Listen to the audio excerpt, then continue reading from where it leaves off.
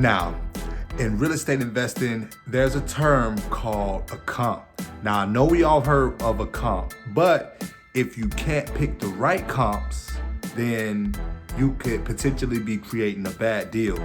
Now, I've been doing real estate wholesaling for the past year and a half, and the first year of that, I didn't get any solid deals for one reason and one reason only, because I didn't know how to comp. In this video, I'm gonna show you how to go right through the whole process. I'm gonna show you how to find the right comps. The only thing I need you to do is to subscribe and hit the bell notification so you can keep getting dope videos like this with good content, and then we both win. So let's get into it.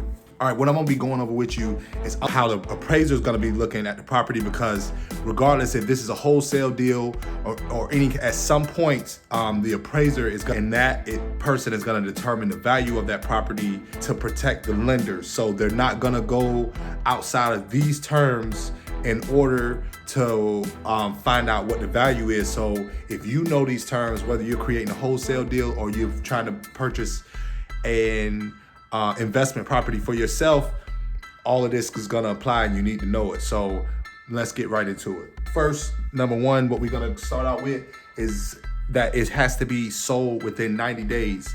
Especially in a market like today, you do not wanna comp a property to a property that was sold 6 months ago, because 6 months ago, it was a total different market and the prices weren't the same, and it just won't equate in your deal. Number two, it has to be plus or minus 200 square feet.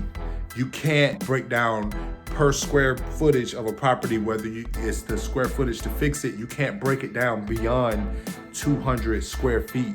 So if you got a property that is 700 square feet, you can't comp it to a property lower than 500 square feet, and you can't comp it higher than a property that would be 900 square feet.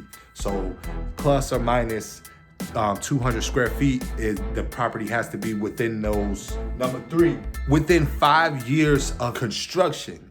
So if a property was built in 1980, 1990 property is not a comp. So they're not gonna look at a property outside of that window. So it has to be within 5 years plus or minus of the construction bill of the subject property. Number four, lot size within 2,500 square feet. Also very important. You can't comp a property that is only a quarter of an acre to one that is sitting on 20 acres. It won't compare. Number five is very, very important. Do not cross any main roads or leave a subdivision. If a property that your subject property is in a subdivision, don't leave outside of that subdivision. Also, do not cross any main roads.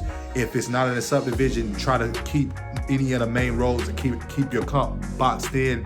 The more tight of an area that you have for your comp, the better. You want it to be a solid comp, and you don't want to bend outside of those rules, because that any investor that you try to wholesale your deal off to, if you purchase an investment property for yourself and it's outside of that, it's not going to come back as a comp, and you're not going to see the value that you think you're seeing in the property. Number six, you're going to have to take minus or plus $10,000 for a pool. Number seven, minus or plus 10K for a garage. Comp your property appropriately. You wanna comp the property with exactly what you have. So if your property doesn't have a garage, you don't wanna use the garage instance and take the 10K off. You don't wanna use that when you have a property that's there that doesn't have a garage. This is only when you're in a situation where you don't have a property that doesn't have the garage. Number eight is you're gonna have to take off $10,000 if you're siding or backing traffic. If your house is sided by a main road or backed by a main road, you're gonna have to take off 10K. Homeowners don't like main roads, and so because they don't want to have to worry about traffic and their kids getting hit or anything, the noise from the road, like that's all things that's a problem. So they take off for those issues. Number nine, you're gonna take off 15K if it's fronted by traffic. If you got a property that's on a main road, property that you're trying to comp is in a neighborhood that where like the speed limit is 25 miles per hour, it's not gonna be a comp. When it comes to houses over 500K, when it comes to the traffic issue, you're gonna take off 20%.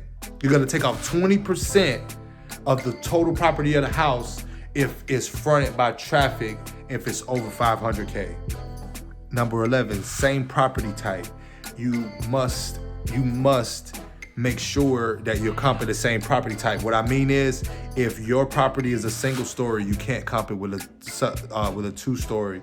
If your property is a duplex, you can't comp it with a single family.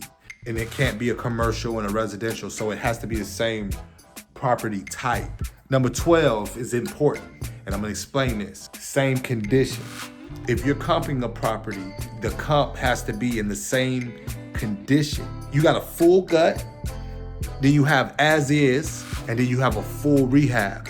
So you have a property that needs to be gutted and fully rehabbed, a property that is as is, meaning that it's pretty dated. It just needs new electric, new updated, like new kitchen, bathroom, flooring, paint, stuff like that, light, cosmetic updates.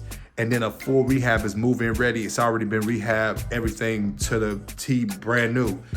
Those are 3 different conditions. You can't comp a house that is a full gut job and comp it to a house that is ready to go on the market at retail.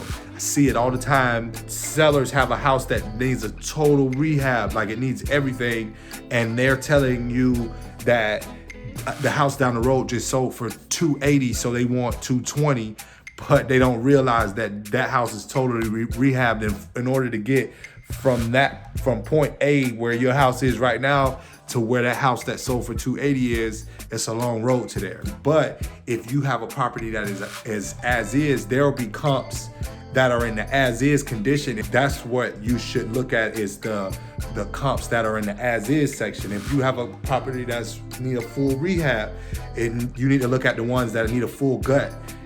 All of the other properties that sold that need a full gut, that's the value of that property is somewhere in that range, because in the past 90 days, there have been investors that have purchased properties at that price. So that's the market going rate.